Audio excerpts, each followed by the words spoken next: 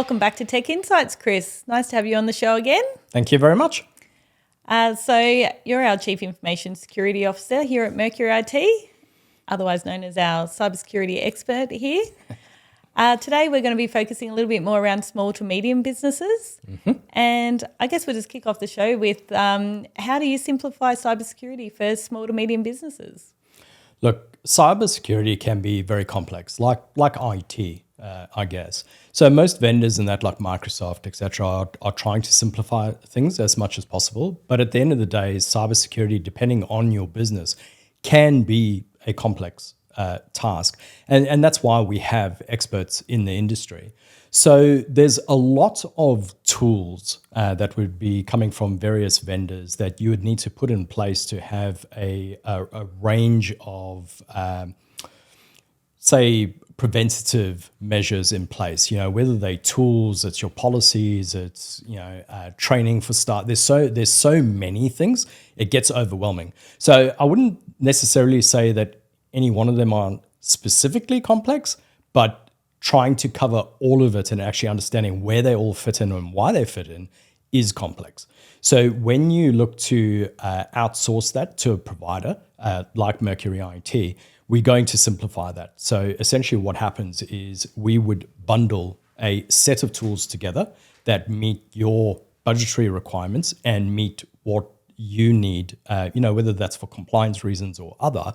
It's all the way from base level security to a higher level of maturity where you might need a 24/7 security operations center. We can bundle those into set fees and costs so that we take care of. So from a business owner perspective, you don't have to think about, the 27 different vendors you need to put in place plus the policy. We can actually just do all of that for you. Yes, because I think that would be very overwhelming having to deal with all those vendors separately. So. It absolutely is. And if anything goes wrong, same thing, you've got to deal with those. So we handle that vendor management, escalation, if there is a particular problem, because you've got to get these tools to talk together as well. So there are complexities within that. So we've done all the research and the groundwork to make sure we're picking out the best tools. And then once we've done that is we look after a very large set of customers. So we actually get good pricing options as well. So if you've got a small, medium business that's maybe 50 seats and they're going out to an enterprise level tool like endpoint security, like SentinelOne, it would cost them a fortune to do.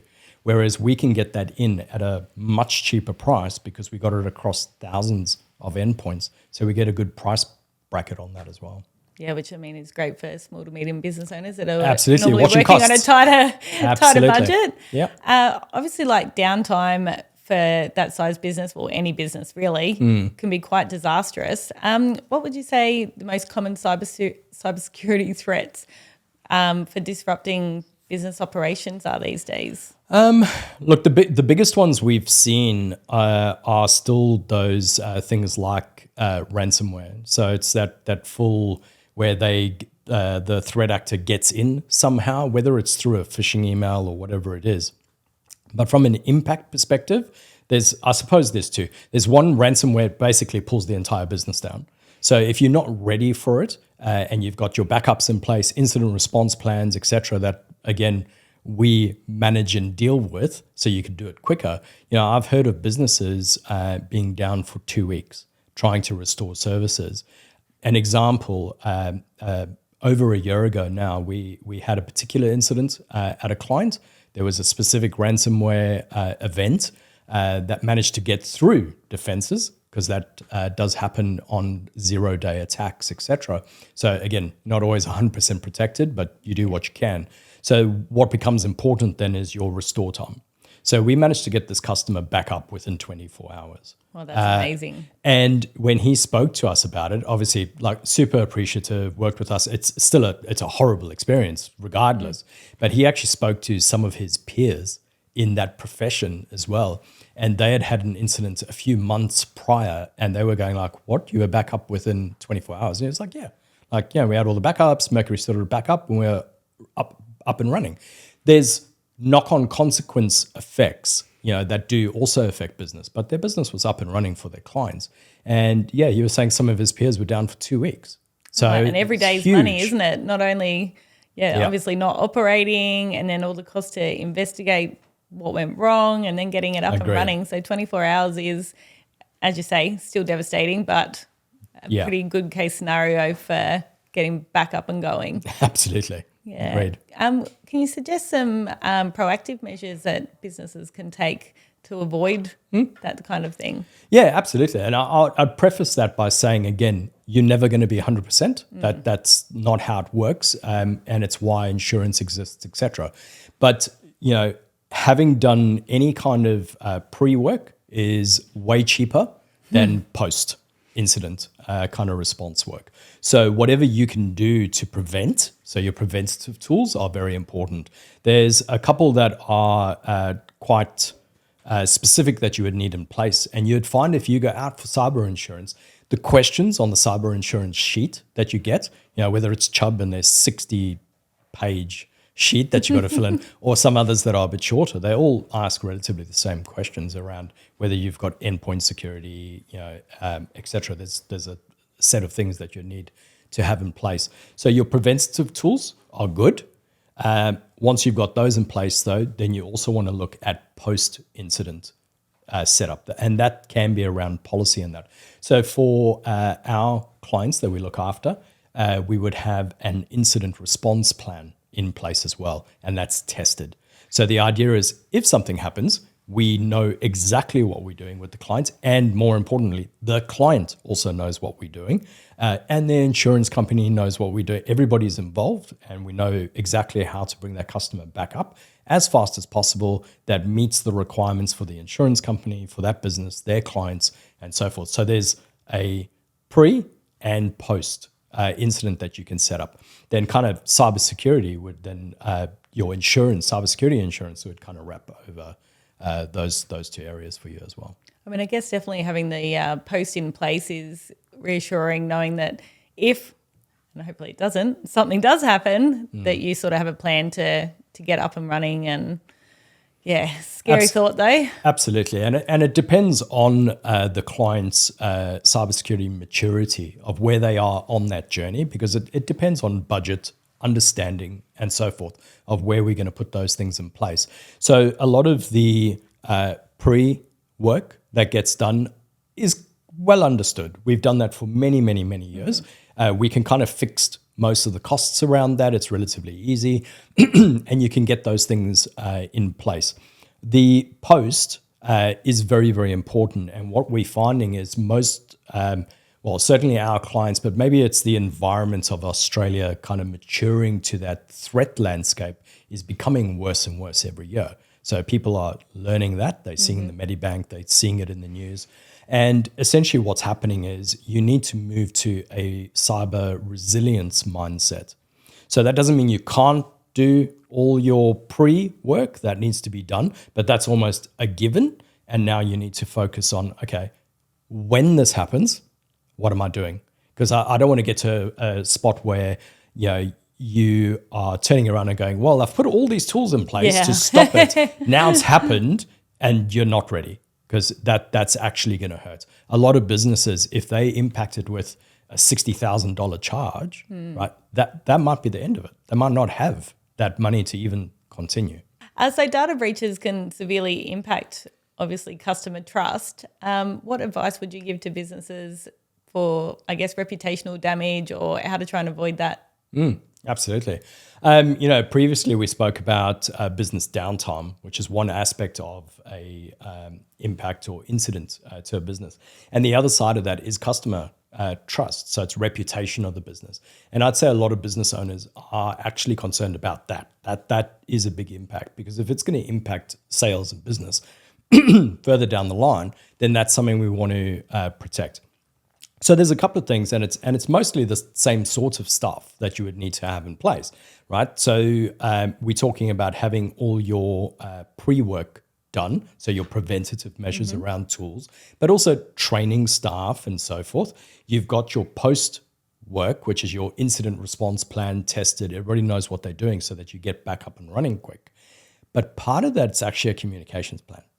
So you have to have your executive, your HR, marketing, all actually around that. Now, that might be depending on the size of your organization, it could be legal, it could be your PR teams as well.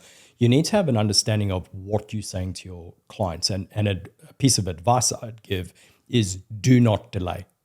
If something happens, you do not want your customers finding out before you've said anything. That is the worst case scenario. That would be terrible. Right? So you don't want a customer coming to you and going, I'm being, like, let's say, extorted for money based on the information they stole from you.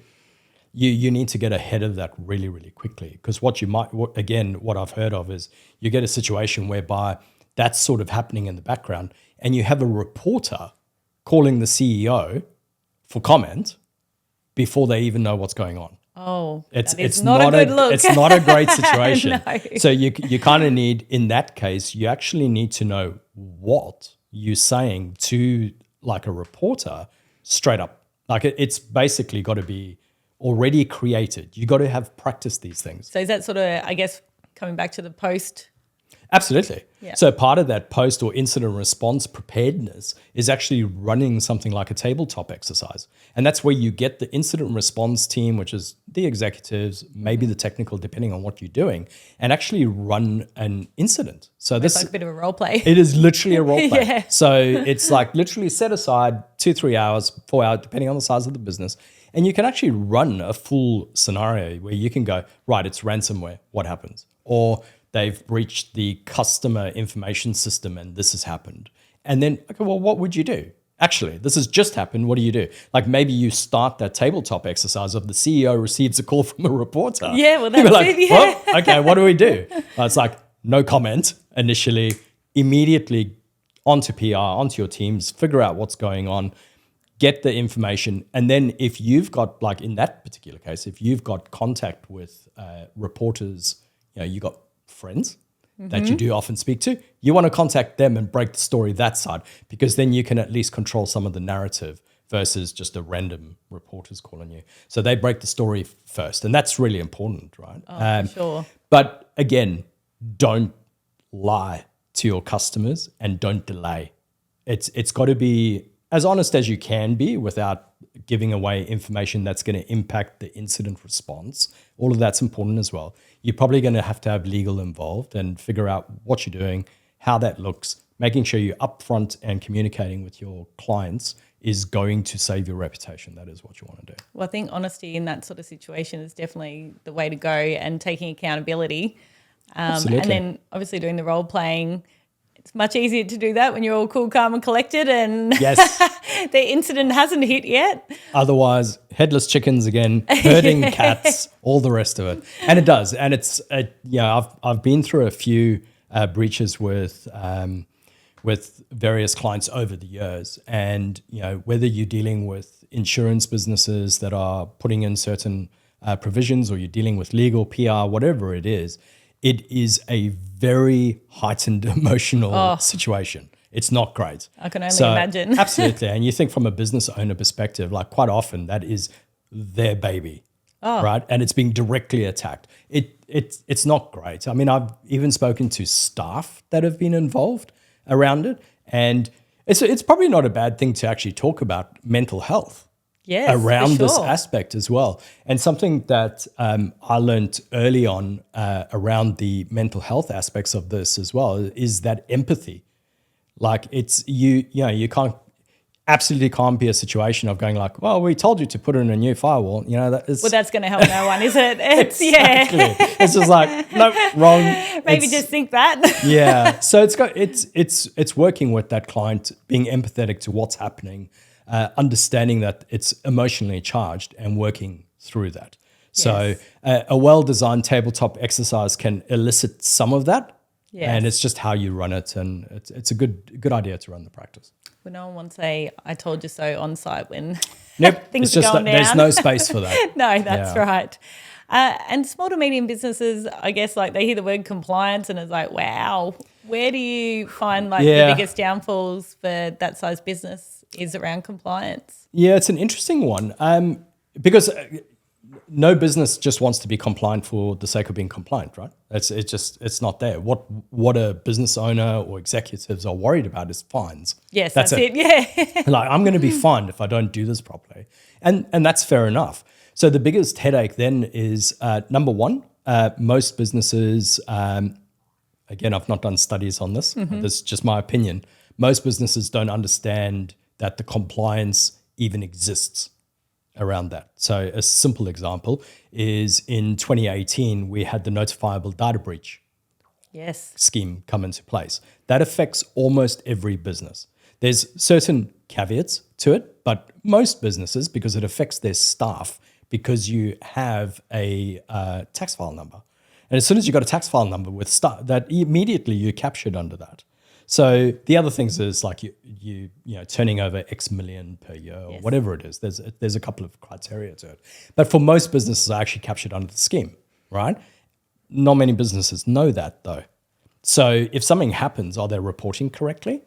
Well, that's it, isn't it? And especially for small to medium businesses where they kind of think, oh, I'm not that big. Yeah. It doesn't Immediately. affect me. Exactly the case. So you could take even on the micro businesses. So you're a one-man show, basically doing like maybe you're a masser, you go and do massage. It falls under health and immediately falls under the data breach scheme because it's health. Yeah. But you're one person, you're not turning over X million or anything like that, right? So the idea there is having this plan and you want it simple. So I think for most businesses, you don't want to be thinking about it. You want an expert to tell you what you need to put in place. So it's like, okay, yeah, I understand. Like what's it going to cost? How do you can you do it? Is what you want in place. So you need a business, and again, we look after a lot of our clients, whether it's a notifiable data breach scheme, a plan, because that's what you'd need to meet those requirements. Is that plan, understanding what data you're keeping, where. And where this starts to come into place is you talking about having a governance. It's a favorite word. It is a favorite word. And it's having that governance in place for a business. But again, how do you know about it? So unless you're actually in the industry, so like I'm in cybersecurity for many years, I'm looking at what legislation's coming out. There was new legislation at the end of last year. Yeah, it's a lot to keep on top of. If Exactly. You're, so business goes, what legislation? I mean, like there was a cybersecurity legislation that came out last year that basically compels you to notify the government if you've paid a ransom.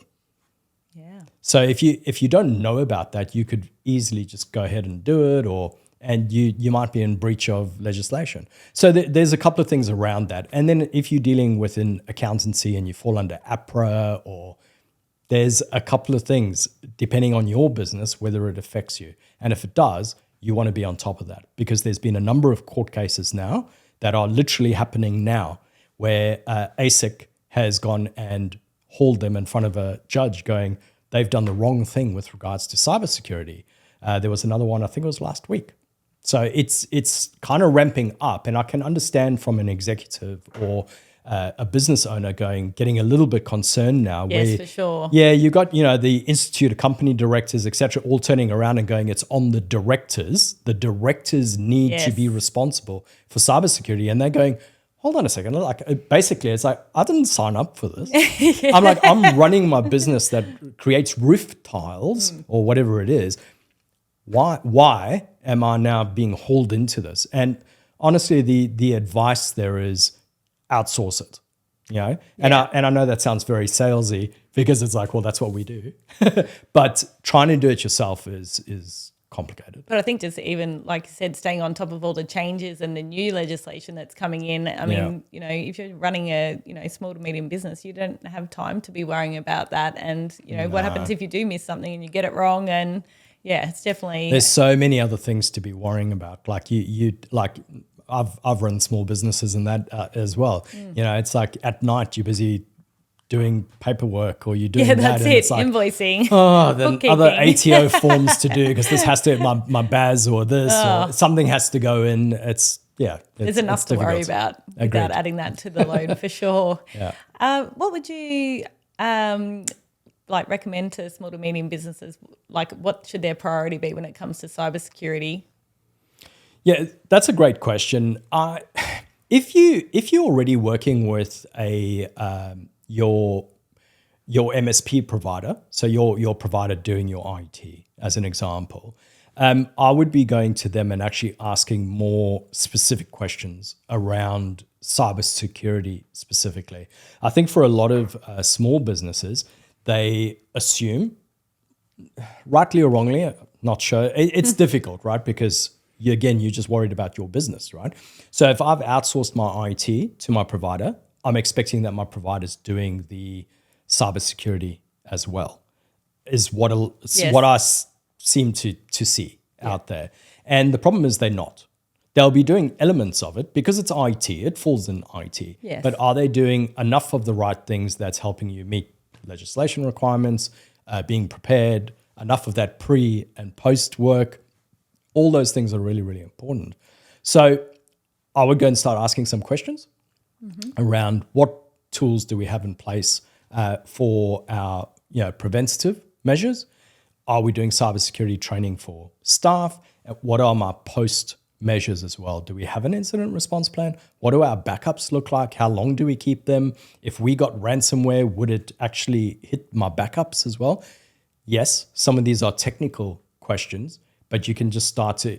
I tell you what, a conversation. It is, and it just reminded me as I said that I've actually created a questionnaire for businesses to use to actually ask their MSP about cybersecurity. So I'm more than happy to make that available if they want like a list of questions that they can use to go and ask these questions. That would be great, because I think sometimes that's a hard thing, is not knowing what questions you should be asking to get the information that you need. So yeah, I mean, that would be amazing. Absolutely. For the listeners, So if they reach out to me on LinkedIn, I'm happy to just private message them direct and make that available. And if you're not outsourcing your IT at the moment, maybe you need to start looking at doing that. So have a look for a managed service provider or a managed security service provider, depending on what you're looking for, and start to have those conversations at least, so that you understand what that looks like. Yeah, I mean, you've got some great advice there. Is there anything that you want to add at the end, or we've covered quite a bit? No, that is the most of it. Is it, like I said, it can be quite complex. It doesn't have to be. The key thing is looking for a partner that can actually partner with you. Like, I feel a lot of the time IT is kind of commoditized. It's like buying electricity. It's like, well, who's the cheapest? IT is not like that. If you're looking for just the cheapest, you are going to get what you pay for. It's that simple. So I would look for rather a partner that will take the time to have, for instance, an account manager that understands your business processes and your business concerns, so that they can prioritize your IT roadmap and your cybersecurity roadmap, at least over the next 12 months, etc., to help your business improve your productivity of your staff. Because the biggest impact of not having the correct IT or cybersecurity is impact to productivity. That's what happens. Yeah. You have business downtime, or you have individual staff members that are down, as in, I can't use my Excel, or this macro is not working, or there's some technical issue. You want to minimize those by as much as you can. If you can get everything smoothly running and your cybersecurity is taken care of, it's going to pay for itself.